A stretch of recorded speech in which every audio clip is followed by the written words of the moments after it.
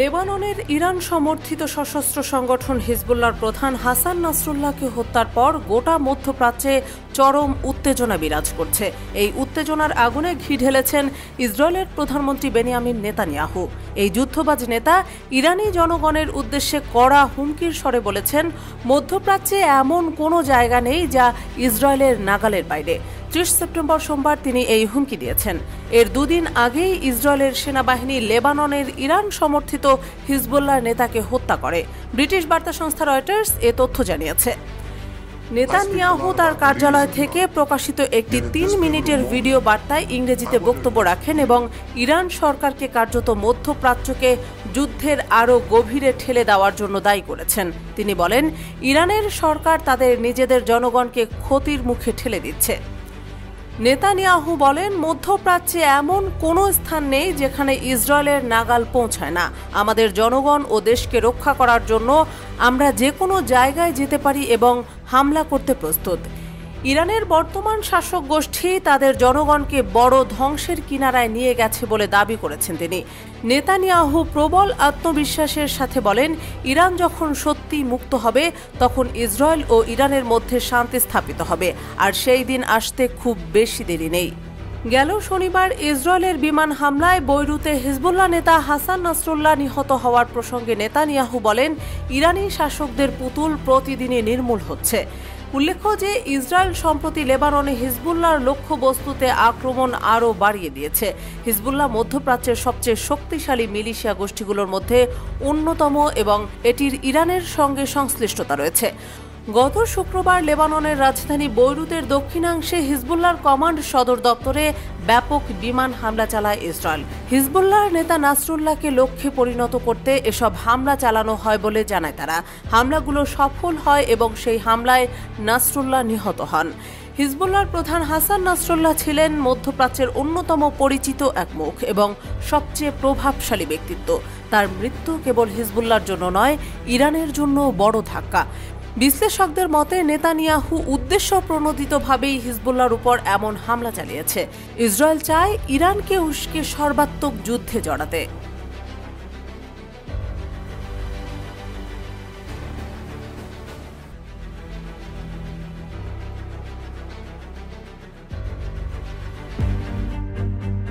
গাজা উপত্যকায় বর্বরতার ধারা অব্যাহত রাখার পাশাপাশি দখলদার ইসরায়েলি সামরিক বাহিনী লেবানন জুড়ে ভয়াবহ হামলা অব্যাহত রেখেছে। সর্বশেষ হামলায় আরও শতাধিক মানুষ প্রাণ হারিয়েছেন। এ হামলায় আহত হয়েছেন আরও 3.5 শতাধিক মানুষ। গাজা ও লেবাননের সমান তালে জায়নবাদী শাসক গোষ্ঠীর অপরাধ যজ্ঞের ধারাবাহিকতায় এবার ফিলিস্তিনের মুক্তিকামী সংগঠন হামাসের প্রতি সমর্থন ফ্রন্টে অংশগ্রহণে এগিয়ে আসছে জর্ডানবাসীরা। ব্যাপকভাবে ঝুঁকছে লেবাননের সশস্ত্র গোষ্ঠী হিজবুল্লাহর দিকেও। হিজবুল্লাহ মহাসচিব সাইয়েদ হাসান নাসরুল্লাহর শাহাদাতে জর্ডানের জনগণের প্রতিক্রিয়া উল্লেখ করে একটি প্রতিবেদনে রাই আল ইউম বলেছে, নাসরুল্লাহর শহীদের তথ্য প্রথমবার শোনার পর থেকে গাজার জন্য সমর্থনের কারণে হিজবুল্লাহর প্রতি জর্ডানের জনগণের মধ্যে সমর্থন ব্যাপকভাবে বেড়ে গেছে। রাই আল ইউম লিখেছেন, গত কয়েক ঘন্টায় জর্ডানের রাজধানী আম্মানে হিজবুল্লাহর মহাসচিব হাসান নাসরুল্লাহর রঙিন ছবি একটি বিশেষ উপায়ে প্রকাশিত হয়েছে।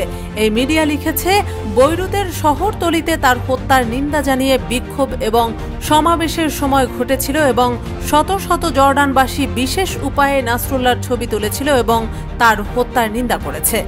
উক্ত বিক্ষোভে জর্ডানবাসী ইসরায়েলের বিরুদ্ধে স্লোগান দেয়। রাই আল ইউম তার প্রতিবেদনে আরও লিখেছে, লেবাননের হিজবুল্লাহ এবং নাসরুল্লাহর প্রতি সমর্থনের স্লোগানে গাজার সঙ্গে লেবাননের ভাগ্য প্রকাশিত হয়েছে এবং এটি জর্ডানের মধ্যে প্রথমবারের মতো ঘটছে। গাজার যুদ্ধের সমীকরণ জর্ডানবাসীদের মধ্যে পরিস্থিতিকে অশান্ত করেছে এবং গাজার প্রতি এই আন্দোলনের সংহতির কারণে জর্ডানে হিজবুল্লাহর জনপ্রিয়তা বেড়েছে। রাই আল ইউম লেবাননের প্রতিরোধের প্রতি জর্ডানের ইসলামী আন্দোলনের নেতাদের অভূতপূর্ব সমর্থনের দিকেও ইঙ্গিত করেছে এবং গাজায় গণহত্যা চালানোর জন্য তারা জায়নবাদী ইসরায়েলকে দায়ী করেছেন। এদিকে দখলদার ইসরায়েলের কোনো অপরাধ বিনা জবাবে পার পাবে না বলে হুঁশিয়ারি দিয়েছেন ইরানের পররাষ্ট্র মন্ত্রণালয়ের মুখপাত্র নাসের কানানি। তিনি বলেছেন, ইসরায়েলকে তার বহুবিধ অপরাধী তৎপরতার জন্য কঠিন শাস্তি দেওয়া হবে। তিনি সোমবার তেহরানে সাংবাদিকদের সাপ্তাহিক ব্রিফিংয়ে এক সাংবাদিকের লেবাননের হিজবুল্লাহ নেতা সাইয়েদ হাসান নাসরুল্লাহকে হত্যার প্রতিশোধ ইরান কিভাবে নেবে এমন প্রশ্নের উত্তরে বলেন, ইরান রাজনৈতিক ও আইনি প্রচেষ্টা চালিয়ে যাওয়ার পাশাপাশি যথোপযুক্ত ও সিদ্ধান্ত গ্রহণকারী পদক্ষেপ নেবে। বিশ্বের মুসলিম দেশগুলো ইচ্ছে করলে ইসরায়েলকে শাস্তি দিতে পারে জানিয়ে কানানি বলেন, ফিলিস্তিনি জনগণ ইসরায়েলকে শাস্তি দেওয়ার জন্য বারবার মুসলিম দেশগুলোর প্রতি আহ্বান জানাচ্ছে, কিন্তু মুসলিম বিশ্বের কাছ থেকে তারা কোনো সাড়া পাচ্ছে না। দখলদার ইসরায়েলি বাহিনীর কষাঘাতে নিষ্পেষিত লেবানন। বর্বর সেনাদের অতর্কিত বিমান হামলার শিকার হয়ে প্রাণ হারিয়েছেন দেশটির শক্তিশালী সশস্ত্র গোষ্ঠী হিজবুল্লাহর প্রধান হাসান নাসরুল্লাহ। ইসরায়েলের যুদ্ধবাজ প্রধানমন্ত্রী বেনিয়ামিন নেতানিয়াহুর ধারণা ছিল, মূল কেটে ফেললেই গাছের আর বল থাকবে না, তবে তা হয়নি। সম্প্রতি জায়নবাদী নিষ্ঠুর ইসরায়েলের বিরুদ্ধে লড়াই অব্যাহত রাখার ঘোষণা দিয়েছেন বিশ্বের বৃহত্তম সশস্ত্র ইসলামিক রাজনৈতিক গোষ্ঠী হিজবুল্লাহর উপপ্রধান শেখ নাইম কাসেম। 30 সেপ্টেম্বর সোমবার টেলিভিশনে সম্প্রচারিত এক ভাষণে এই ঘোষণা দিয়েছেন তিনি। উক্ত ভাষণে শেখ নাইম বলেন, ইসরায়েলের সেনাবাহিনী যদি স্থলভাগ দিয়ে অভিযান চালানোর সিদ্ধান্ত নেয়, সেক্ষেত্রে আমরা তাদের মোকাবিলা করতে সম্পূর্ণ প্রস্তুত। সেই পেজার বিস্ফোরণ থেকে শুরু, তারপর থেকে ইসরায়েলি বিমান বাহিনীর অভিযানে আমাদের সেক্রেটারি সহ একের পর এক কমান্ডারকে শাহাদাত বরণ করতে হয়েছে। হামলার তীব্রতা আমাদের সেনাদের লেবাননের সাধারণ জনগণকে কাঁপিয়ে দিয়েছে, কিন্তু যা কিছু হোক, আমরা লেবানন এবং এই দেশের জনগণকে রক্ষা করব। গাজা এবং ফিলিস্তিনিদের প্রতিও আমাদের সমর্থন অব্যাহত থাকবে। আমাদের যত ক্ষয়ক্ষতি হয়েছে সেসব সঙ্গে নিয়েই আমাদের অগ্রসর হতে হবে। তিনি জোর দিয়ে বলেন, আমাদের শহীদ নেতা নাসরুল্লাহ যেসব নির্দেশনা আমাদের দিয়ে গেছেন, যেসব স্থাপনায় হামলার নির্দেশ দিয়েছেন, সেগুলোর প্রতিটি অবশ্যই বাস্তবায়ন করা হবে। টেলিভিশনে সম্প্রচারিত ভাষণটি কোথায় ধারণ করা হয়েছে তা অবশ্য জানা যায়নি। শেখ নাইম কোথায় অবস্থান করছেন তা এখনও অজানা। উল্লেখ্য যে লম্বা সময় ধরেই হিজবুল্লাহ এবং ইসরায়েলের মধ্যে সংঘাত চলমান থাকলেও গত সপ্তাহ থেকে হিজবুল্লাহর বিরুদ্ধে হামলার তীব্রতা বাড়িয়েছে দখলদার ইসরায়েলি বাহিনী। এতে নাসরুল্লাহ ছাড়াও নিহত হয়েছেন গোষ্ঠীটির কয়েকজন শীর্ষ কমান্ডার। এদিকে সকল শঙ্কাকে সত্য করে পূর্ব পরিকল্পনা সহিত লেবাননে স্থল হামলা শুরু করেছে দখলদার ইসরায়েল।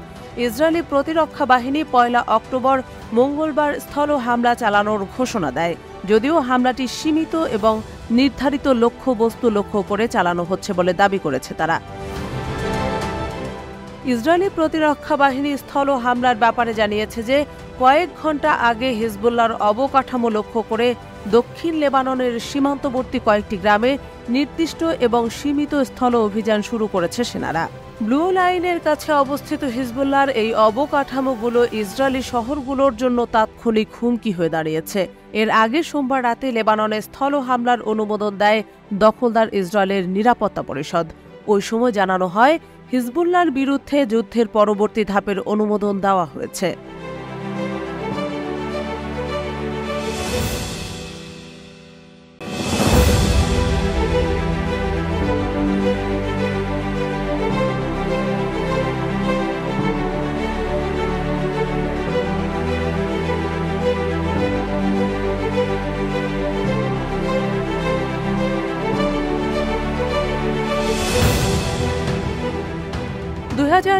সালের পর প্রথমবারের মতো লেবাননের রাজধানী বৈরুতের মধ্যাঞ্চলে হামলা চালিয়েছে ইসরায়েলের সামরিক বাহিনী। দেশটিতে গত সপ্তাহে বর্বর ইসরায়েল বাহিনী সিরিজ বিমান হামলা শুরু করে।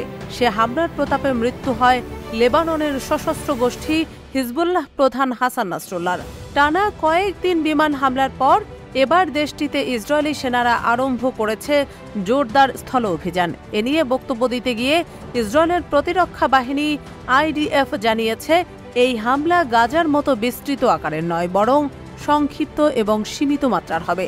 স্বল্প সময়ের জন্য হলেও লেবাননের বেগতিক পরিস্থিতির মাঝে এই স্থল হামলা দেশটির জন্য নির্দ্বিধায় একটি ভয়ানক বিষয়। এর মধ্যে দখলদার ইসরায়েলি বাহিনীর এই স্থল বর্বরতা কতদিন স্থায়ী হতে পারে সে সম্পর্কে কোনো ইঙ্গিত পাওয়া যায়নি আইডিএফ-এর কাছ থেকে। স্থানীয় সময় ৩০ সেপ্টেম্বর সোমবার মধ্যরাতে লেবাননের দক্ষিণাঞ্চলে অভিযান শুরুর কয়েক ঘণ্টা পর মঙ্গলবার সকালে একটি বিবৃতি দিয়েছে আইডিএফ। সেখানে বলা হয়েছে, কয়েক ঘণ্টা আগে দক্ষিণ লেবাননে স্থল অভিযান শুরু করেছে আইডিএফ। এই অভিযান হবে পুরোপুরি সুনির্দিষ্ট এবং সীমিত মাত্রায়।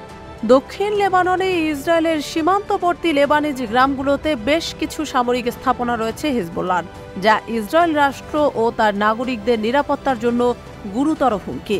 চলমান এ অভিযানে শুধু সেসব স্থাপনাকে লক্ষ্যবস্তু করা হবে। অভিযান কতদিন স্থায়ী হতে পারে এ সংক্রান্ত এক প্রশ্নের উত্তরে ইসরায়েলের এক উচ্চপদস্থ কর্মকর্তা মার্কিন সংবাদ মাধ্যম সিএনএনকে জানিয়েছে, লেবাননে দীর্ঘস্থায়ী অভিযান পরিচালনা করার কোনো ইচ্ছে বা পরিকল্পনা আমাদের নেই। সেখানে ইসরায়েলের কোনো স্থায়ী ঘাঁটিও তৈরি করা হবে না। তবে চলমান এই অভিযান কতদিন স্থায়ী হবে তা এখনই সুনির্দিষ্ট করে প্রকাশ করা যাচ্ছে না।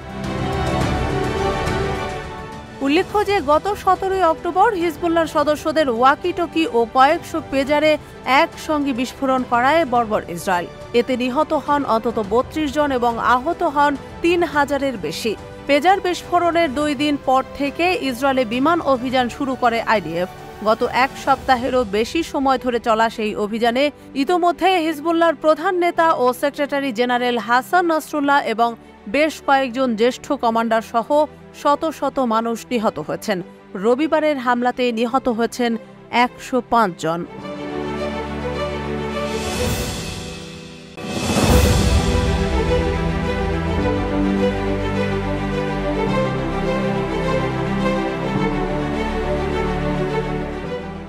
যুক্তরাষ্ট্রের দক্ষিণ পূর্বাঞ্চলীয় উপকূলীয় রাজ্য ফ্লোরিডা ও জর্জিয়ায় হারিকেন হেলেনের আঘাতে মৃতের সংখ্যা ১০০ ছাড়িয়েছে।